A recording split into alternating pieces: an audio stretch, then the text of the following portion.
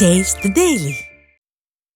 சென்னை போரூர் வளசரவாக்கம் பிரதான சாலையில் metro rail 2ஆம் கட்ட பணிகள் ஆமை வேகத்தில் நடைபெறுவதால் கடும் போக்குவரத்து பாதிப்பு ஏற்பட்டு வருகிறது.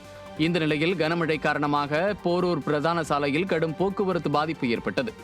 போரூர் மேம்பாலத்திலிருந்து சுமார் 3 கிலோமீட்டர் தூரம் வரை வாகனங்கள் ஆங்காங்கே போக்குவரத்து நெரிசலில் சிக்கியிருப்பதால் வாகன ஓட்டிகள் கடும் இன்னல்களுக்கு உள்ளாகி வருகின்றனர். உடனடியாக மெட்ரோ ரயில் பணிகளை விரைந்து முடித்திட வேண்டும் என்றும், தொடர்ந்து பணிகள் நடைபெற்று வரும் காரணத்தினாலும் தங்களுக்கு மாற்றுப்பாதை அமைத்து தர வேண்டும் எனவும் வாகன ஓட்டிகள் கோரிக்கை விடுத்துள்ளனர். திருவண்ணாமலை மாவட்டம் ஆரணியில் அரசு பள்ளிகள் திறக்க உள்ள நிலையில் பராமரிப்பில்லாத வகுப்பறைகள் மற்றும் கழிவறைகளை சீரமைக்க கோரிக்கை விடுத்துள்ளனர். ஆரணி டவுன் கோட்டை மைதானம் எதிரே செயல்பட்டு வரும் அரசு பெண்கள் மற்றும் ஆண்கள் மேல்நிலைப் பள்ளி வரும் 10ஆம் தேதி முதல் திறக்கப்பட உள்ளது. தற்போது மாணவர் சேர்க்கை நடைபெற்று வரும் நிலையில் பயன்படுத்த முடியாமல் அவல நிலையில் உள்ள கழிவறைகள் மற்றும் வகுப்பறைகளை கண்டு பெற்றோர்கள் அதிருப்தி தெரிவித்துள்ளனர். எனவே விடியா திமுகவின் பள்ளிக்கல்வித்துறை உடனடியாக சீரமைப்பு பணிகளை மேற்கொண்டு மாணவர் சேர்க்கையை அதிகரிக்க வேண்டும் என வலியுறுத்தியுள்ளனர். தமிழகத்தில் அடுத்த மாதம் முதல் மின்கட்டணம் 6% வரை உயர்த்தப்பட உள்ளதாக தகவல் வெளியாகி இருப்பதால் பொதுமக்கள் கவலையடைந்துள்ளனர். தமிழக மின்வாரியம் 1.60 லட்சம் கோடி ரூபாய் கடனுடன் கடும் நிதி நெருக்கடியில் உள்ளது. இந்நிலையில் கடந்த 2022 மின்கட்டணம் 30% மேல் உயர்த்தப்பட்டது. இது தொடர்பான ஆணையில் 2022 ஆண்டு முதல் 2027 ஆண்டு வரை 5 ஆண்டுகளுக்கு மின்கட்டணம் உயர்த்த அனுமதி வழங்கப்பட்டது. இதன் அடிப்படையில் ஆண்டுதோறும் ஜூலை 1ஆம் தேதி முதல் மின்கட்டணம் உயர்த்தப்படும் என அறிவிக்கப்பட்டது. இந்நிலையில் நடப்பு நிதியாண்டுக்கான மின்கட்டணம் அடுத்த மாதம் முதல் உயர்த்தப்படலாம் என தகவல்கள் வெளியாகியுள்ளது. விடிய ஆட்சியில் மின்கட்டண விலை உயர்வால் பொதுமக்கள் கவலையடைந்துள்ளனர். கரண்ட் பில் ஏற்றியாச்சு, இது அடுத்தது ஏற்கனவே 2 வாட்டி ஏற்றியாச்சு பால் விலை, கரண்ட் பில் விலை.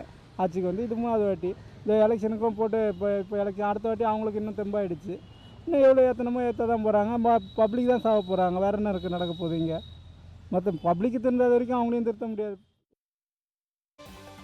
திமுக ஆட்சியில் ஆவின் பால் முகவர்கள் தங்களின் ஆவின் பால் விநியோக தொழிலை கைவிட்டு தனியாருக்கு மாற வேண்டும் என ஆவின் நிர்வாகம் எதிர்பார்க்கிறதா என தமிழ்நாடு பால் முகவர்கள் தொழிலாளர்கள் நலச்சங்க தலைவர் சு.ஆ. பொன்னுச்சாமி கேள்வி எழுப்பியுள்ளார். விடியா முதலமைச்சரின் வழிகாட்டுதலில் பால் கொள்முதல் 31 லட்சம் லிட்டர் அதிகரித்துள்ளதாக கூறி வரும் பால்வளத்துறை அமைச்சர் மனோ தங்கராஜ் ஆவின் பால் விநியோகத்தில் ஈடுபட்டு பால் முகவர்கள் அடையும் சிரமங்களும் மன உளைச்சலும் பொருளாதார இழப்பையும் ஏன் அறியவில்லை என கேள்வி எழுப்பியுள்ளார். பால் பாக்கெட்டுகள் உற்பத்திக்கான பால் வரத்து மிகவும் குறைவான அளவிலேயே பால் பண்ணைக்கு வருவதால் நித்தமும் பால் விநியோகம் 6 மணியை தாண்டி விடுவதாக குற்றம் சாட்டியுள்ளார். பால் பாக்கெட்டுகளை ஏற்றாமல் பால் பண்ணை வளாகத்திலேயே காத்திருக்கும் சிறு குறு மொத்த விநியோகஸ்தர்கள் ஆவின் பால் விநியோக தொழிலை கைவிட்டு தனியாருக்கு மாற வேண்டும் என ஆவின் நிர்வாகம் எதிர்பார்க்கிறதா என கேள்வி எழுப்பியுள்ளார். சென்னை ஜாஃபர்கான் பேட்டையில் அமைந்துள்ள நியாய விலைக்கடை சுகாதாரம் இல்லாமல் இருப்பதால் நோய் தொற்றும் அபாயம் ஏற்பட்டுள்ளதாக பொதுமக்கள் குற்றம் சாட்டியுள்ளனர். ஜாஃபர்கான் பேட்டை இளங்கோவன் தெருவில் செயல்பட்டு வரும் ரேஷன் கடை பகுதியில் மது பாட்டில்கள் மற்றும் சாக்கடை கழிவுகள் அகற்றப்படாமல் துர்நாற்றம் வீசி வருகிறது. கடை முழுவதும் ஈக்கள் மொய்ப்பதால் பொதுமக்கள் அவதியடைந்துள்ளனர். மேலும் கடந்த மாதம் வழங்க வேண்டிய துவரம்பருப்பு உள்ளிட்ட பொருட்களை வழங்காததால் அவர்கள் அதிருப்தி தெரிவித்துள்ளனர். போன மாதமும் சேர்த்து கொடுக்கறதா சொல்லியிருக்காங்க. போன மாதமும் இன்னும் வரல. அப்புறம் இந்த ரேஷன் வந்து இந்த ரொம்ப சுகாதாரம் இல்லாத ஒரு இடத்துல இருக்குது. அதை கொஞ்சம் நீட் பண்ணி கொடுத்தாங்கன்னா, இங்கே மாடெல்லாம் வளர்க்குறாங்க, அதனால் அங்கே பக்கத்தில் அவ்வளோ ஈக்கள் இருக்குது. ஸோ வேறு பிளேஸில் இருந்தால் நல்லாயிருக்கும். சுத்தமாக வச்சுக்கணும். ஏன்னா ஃபுட் ஐட்டம்ஸ் எல்லாம் அங்கே பண்ணுறாங்க இல்லையா? ஸோ நல்லா சுத்தமாக இருந்தால் நல்லாயிருக்கும். தென்காசி மாவட்டம் சுரண்டையிலிருந்து திருநெல்வேலி செல்லும் அரசு பேருந்தில் மழைநீர் பேருந்துக்குள் வந்ததால் பயணிகள் அமர முடியாமல் மிகுந்த வேதனை அடைந்தனர். சுரண்டை பகுதியிலிருந்து திருநெல்வேலிக்கு அரசு பேருந்து சென்று கொண்டிருந்தது. செல்லும் வழியில் திடீரென மழை குறுக்கிட்டதால் அரசு பேருந்தின் மேற்கூரையின் ஓட்டை வழியாக மழைநீர் அருவி போல கொட்டியது. இதனால் பயணிகள் கடும் அவதியடைந்த நிலையில் புதிய பேருந்துகளை விடியா திமுக அரசு இனியாவது வாங்குமா என கேள்வி எழுந்துள்ளது.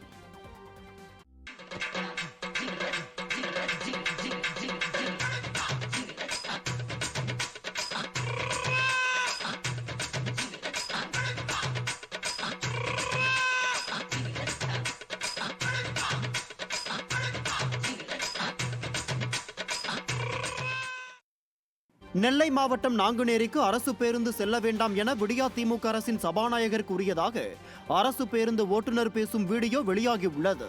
நெல்லை புதிய பேருந்து நிலையத்தில் இருந்து நாகர்கோவிலுக்கு 58 எண் கொண்ட அரசு பேருந்து சென்றது. அப்போது ஓட்டுநர் நாங்குநேரிக்கு செல்லும் பயணிகளை பேருந்தில் ஏற்ற மறுத்ததால் ஓட்டுநருக்கும் பயணிகளுக்கும் இடையே கடும் வாக்குவாதம் ஏற்பட்டது. தொடர்ந்து விடியா திமுக ஆட்சியின் சபாநாயகர் அப்பாவு மற்றும் வள்ளியூர் வணிகம் சங்கம் இணைந்து முடிவெடுத்து நாங்குநேரிக்கு 58 எண் அரசு பேருந்து செல்ல வேண்டாம் என கூறியதாக ஓட்டுநர் தெரிவித்தார். இது தொடர்பான வீடியோ தற்போது வெளியாகியுள்ளது. தமிழகத்தில் அடுத்த 7 தினங்களுக்கு ஒரு சில இடங்களிலும் புதுவை மற்றும் காரைக்கால் பகுதிகளில் இடி மற்றும் மின்னலுடன் கூடிய லேசானது முதல் மிதமான மழை பெய்யக்கூடும் என சென்னை வானிலை ஆய்வு மையம் தெரிவித்துள்ளது. சென்னை மற்றும் புறநகர் பகுதிகளில் அடுத்த 48 மணி நேரத்திற்கு வானம் ஓரளவு மேகமூட்டத்துடனும் நகரின் ஒரு சில பகுதிகளில் இடி மற்றும் மின்னலுடன் கூடிய லேசானது முதல் மிதமான மழை பெய்ய வாய்ப்புள்ளதாகவும் தெரிவிக்கப்பட்டுள்ளது. மீனவர்களுக்கான எச்சரிக்கையாக நாளை முதல் 10ஆம் தேதி வரை கேரளம் மற்றும் கர்நாடக கடலோர பகுதிகள் மற்றும் லட்சத்தீவு பகுதிகளில் சூறாவளி காற்று மணிக்கு 35 முதல் 45 கிலோமீட்டர் வேகத்திலும் இடையிடையே 55 கிலோமீட்டர் வேகத்திலும் வீசக்கூடும் என்பதால் மேற்குறிப்பிட்ட நாட்களில் மீனவர்கள் இப்பகுதிகளுக்கு செல்ல வேண்டாம் என்று அறிவுறுத்தப்பட்டுள்ளனர். புதுக்கோட்டை மாநகராட்சியுடன் கிராம ஊராட்சியை இணைப்பதற்கு எதிர்ப்பு தெரிவித்து சாலை மறியலில் ஈடுபட்ட மக்களை போலீசார் கைது செய்தனர். புதுக்கோட்டை மாநகராட்சியுடன் திருக்கட்டளை, திருமலை ராயசமுத்திரம் உள்ளிட்ட 11 ஊராட்சிகளை விடியா அரசு இணைக்க உள்ளதாக அறிவித்தது. இதனால் வாழ்வாதாரம் பாதிக்கப்படும் என கூறி மாநகராட்சியுடன் இணைப்பதற்கு எதிர்ப்பு தெரிவித்து பொதுமக்கள் பல்வேறு போராட்டங்களில் ஈடுபட்டு வந்தனர். இதனை வேடிக்கை பார்த்துக் கொண்டிருக்கும் விடியா அரசு இதுவரை எந்த நடவடிக்கையும் எடுக்கவில்லை என கூறப்படுகிறது. இந்நிலையில் விடியா அரசிற்கு எதிர்ப்பு தெரிவித்து புதுக்கோட்டை மற்றும் அதன் சுற்றுவட்டார பகுதிகளான அண்ணா சிலை, மேட்டுப்பட்டி, முள்ளூர், வாகவாசல், நமனசமுத்திரம் உள்ளிட்ட பல்வேறு பகுதிகளில் சாலை மறியலில் ஈடுபட்ட ஏராளமான பொதுமக்களை போலீசார் கைது செய்தனர்.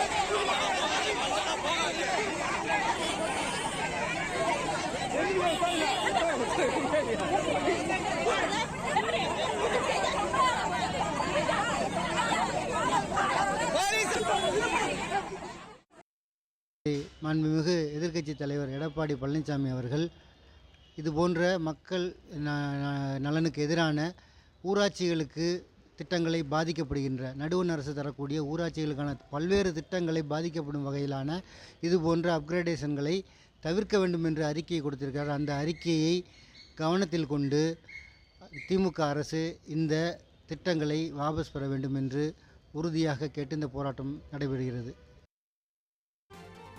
அரியலூர் மாவட்டம் ஜெயங்கொண்டம் அருகே உலக பிரசித்தி பெற்ற கங்கை கொண்ட சோழபுரம் மாளிகை மேட்டில் அகழாய்வு பணிகளுக்கான பாதுகாப்பு கொட்டகை கனமழையால் பாதிக்கப்பட்டுள்ளதால் வரலாற்று ஆர்வலர்கள் கவலை தெரிவித்துள்ளனர்.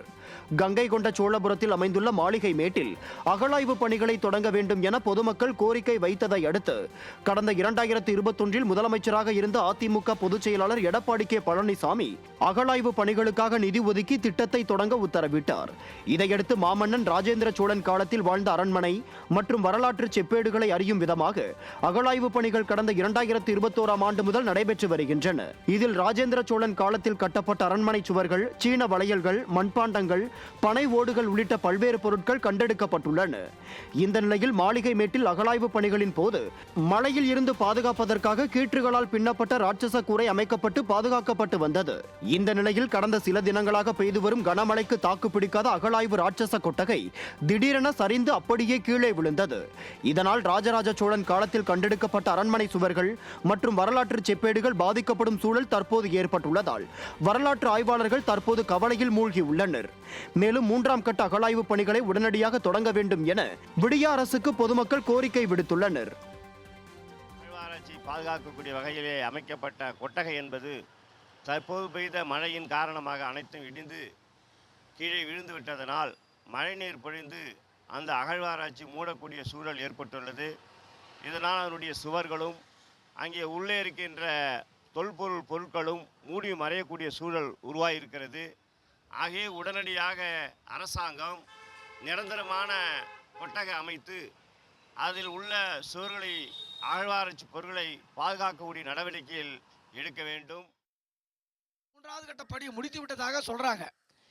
எங்கே முடித்தாங்க, எப்படி முடித்தாங்கன்னு தெரியல. நாங்கள் பக்கத்தால் தான் இருக்கோம். 2 கட்ட பணி முடித்த பிறகும் அடுத்த கட்ட பணி தொடர்வதற்கு முன்னாடி கொட்டா சாஞ்சு போச்சு.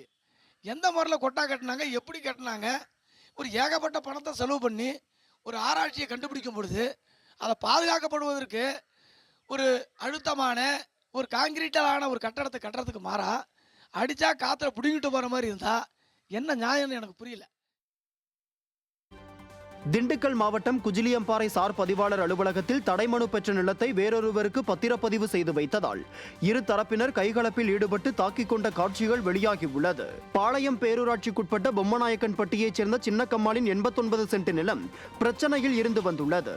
இதனால் 2017ஆம் ஆண்டு பழனி கோட்டாட்சியரிடம் தடைமனு வாங்கியுள்ளார். ஆனால் தடையை பொருட்படுத்தாமல் குஜிலியம்பாறை சார் பதிவாளர் பாலமுருகன் மற்றொரு நபருக்கு பத்திரப்பதிவு செய்ததாக சார் பதிவாளர் அலுவலகத்தை முற்றுகையிட்டனர். பின்னர் இரு தரப்பினரும் வாக்குவாதத்தில் ஈடுபட்ட நிலையில் கைகலப்பாக மாறி கடுமையாக தாக்கிக் கொண்டுள்ளனர். இதனால் சார் பதிவாளர் அலுவலகமே போர்க்களமாக மாறியது. சார் பதிவாளரின் அலட்சியத்தால் பிரச்சனை நடைபெற்றதாக குற்றம் சாட்டியுள்ள ஒரு தரப்பினர் மாவட்ட ஆட்சியர் தலையிட்டு நடவடிக்கை எடுக்க வேண்டும் என கோரிக்கை விடுத்துள்ளனர்.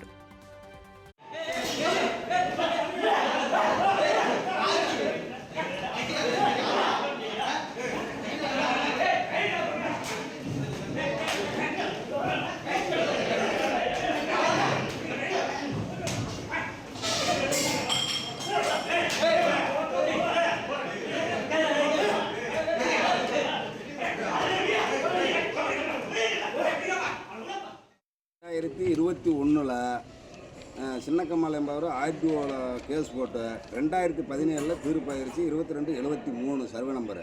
அதில் 1வது சப்டிஷன் 2வது சப்டிஷனில் பேரமநாயகரையும் ராணியும் நீக்கம் செய்து முந்தைய நிலையில் கண்டுள்ள சட்டக்காம பேரில் பட்டா போட உத்தரவிட்டார். அந்த உத்தரவு பிரகாரம் ஒன்று பட்டா மாறாமல் இருக்குவேன். அதை வச்சு சார் பதிவாளர் அதை பயன்படுத்தி அதை வேற ஆளுக்கு கிரைமி செய்து கொடுத்து இவர் அதை லஞ்சம் பெற்றுக்கொண்டு செஞ்சு விட்டார். இப்போ நம்மளுக்கு இடம் போயிருச்சு. இதுக்கு காரணம் முழுமையான பொறுப்பு சார் பதிவாளர் மட்டும்தான் சார்.